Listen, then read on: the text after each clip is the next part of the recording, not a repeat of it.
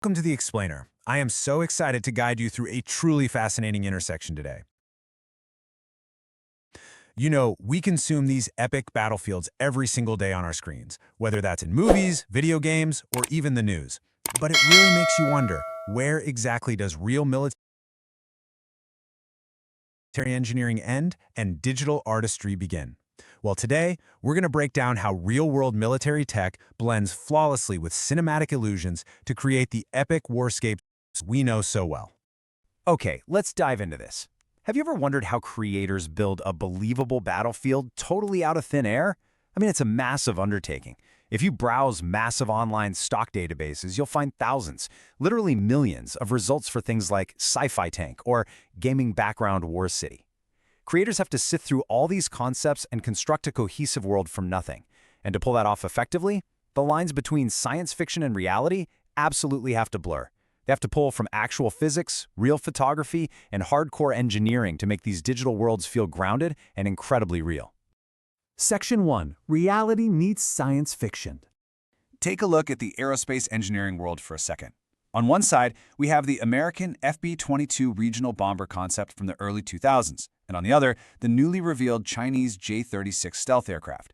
Objectively speaking, both aerospace programs arrived at remarkably similar engineering solutions. They both share these Delta Diamond wing designs and completely tailless configurations. Honestly, they look like something straight out of a futuristic video game, right? But they are grounded entirely in physical aerodynamic necessity. As James Roche, the former U.S. Air Force Secretary, pointed out, the FB-22 would be limited to 6G maneuvers while flying with a full payload, because in the real world, you just can't have it all. Both jets make a very calculated engineering trade-off. They are sacrificing extreme aerobatic maneuverability in exchange for enhanced stealth and massive internal payloads. Removing those vertical tail surfaces makes the jet much harder to detect on radar across different broadcast bands, but it inherently limits how sharply the pilot can actually turn. It's a perfect example of form following function, even when that form looks like pure sci-fi. Section 2. The artifice of war. So the crucial point here is this fascinating concept called late photography. Instead of being right in the middle of flying bullets and explosive action like traditional photojournalism, late photography captures the aftermath, or in some cases, the precursor to war. It's an approach that deliberately creates a disconnect between the visceral, chaotic reality of combat and its visual representation. It actually gives us, the viewers, the necessary space to step back and reflect on what we are really seeing. A great example of this is photographer Anne Milet's 29 Palms series. She photographed American Marines rehearsing for conflict in the Californian desert. Now, these are real soldiers, but they are essentially playing war on a stage. The sweeping, sublime landscapes make the tanks and troops look tiny, almost insignificant against the sheer scale of nature. It creates this deliberate, Hollywood-style blurring of fact and fiction. It highlights man's insignificance and really makes us question the authentic portrayals of war we're so used to consuming. Section 3. Filming the battlefield. Now, how do filmmakers take that artifice and blow it up into massive, moving illusions of war, especially while sticking to a strict budget? Well, you don't always need a million digital clones to make a massive army. Cinematographer John Mathewson shared some fantastic practical tricks he used on Ridley Scott's movie Gladiator. When you can't afford a huge CGI army, you stretch your human resources. You stack your extras deep in tight columns so the frame is completely filled with soldiers. And instead of trying to march hundreds of troops across a massive field, you simply move the camera past them to instantly double the perceived action. And this brilliantly illustrates the visual psychology of using long lenses. A long lens naturally compresses the depth of the image. It literally squashes the foreground and the background right together. So instead of a wide shot that accidentally reveals you only have 50 extras standing around on set, the long lens makes that single column of 50 look completely thick, chaotic, and totally claustrophobic. It forces the audience right into the middle of the terrifying melee. Section 4. Lighting the drama. But what happens when we move fully into the digital realm, when there is no real sun or real camera to rely on? Well, digital artists literally have to construct the entire mood from absolute scratch using light. It is a meticulous, step-by-step process to breathe emotional resonance into what is essentially a flat digital mask. You start with your main key light, Then you add occlusion shadows. Those are the really dark, enclosed areas where light simply can't reach, like up under armor or tucked behind a jawline.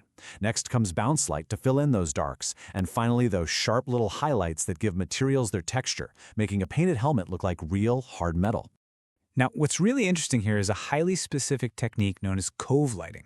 In both real cinematography and digital painting, adding just one single bounce light can sometimes feel a little flat. But cove lighting uses multiple, diminishing supplementary sources to softly wrap light all the way around a character's face. It brings an incredible amount of color complexity and a deep, deep emotional mood to characters that single-point lights just can't achieve. It's also about exposure. Artists manipulate exposure to dictate exactly how we feel when looking at an image. In low-key lighting, the camera is exposed for the bright spots, meaning the shadows plunge into this deep, moody darkness, which is absolutely perfect for a gritty, war-torn environment. Conversely, in high-key lighting, we expose for the shadows, blowing the bright spots out to pure white.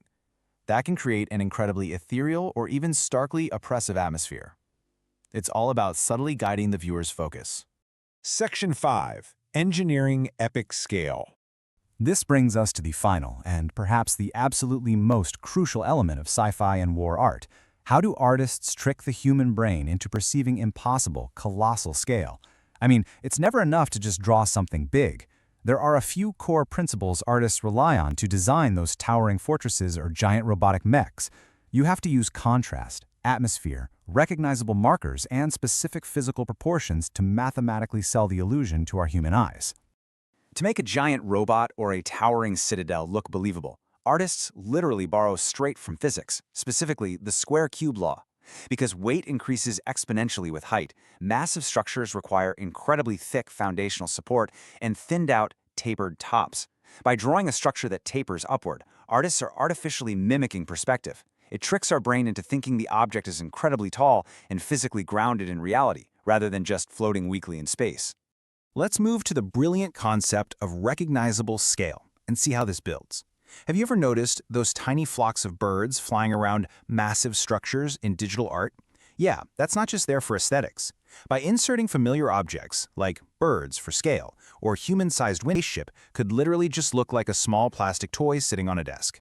Finally, we've got atmospheric perspective. Heavy dust and particles naturally settle low to the ground, washing out the details of massive, distant structures. By simulating this atmospheric density, or having low-hanging clouds intersect directly with the tops of giant buildings, artists make these structures feel so immensely huge that they are actually manipulating the very weather of the world around them. It's honestly incredible how much invisible artistry goes into the epic scenes we all love.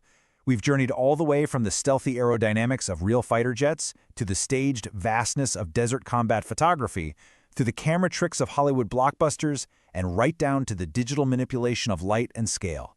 So I want to leave you with this provocative thought. Next time you look at a digital battlefield, ask yourself, what invisible tricks are manipulating my sense of reality? Thank you so much for joining me on this explainer. Keep your eyes open and keep learning. Windows, the artist instantly gives our eyes a relatable measuring stick. Without them, a massive dreadnought space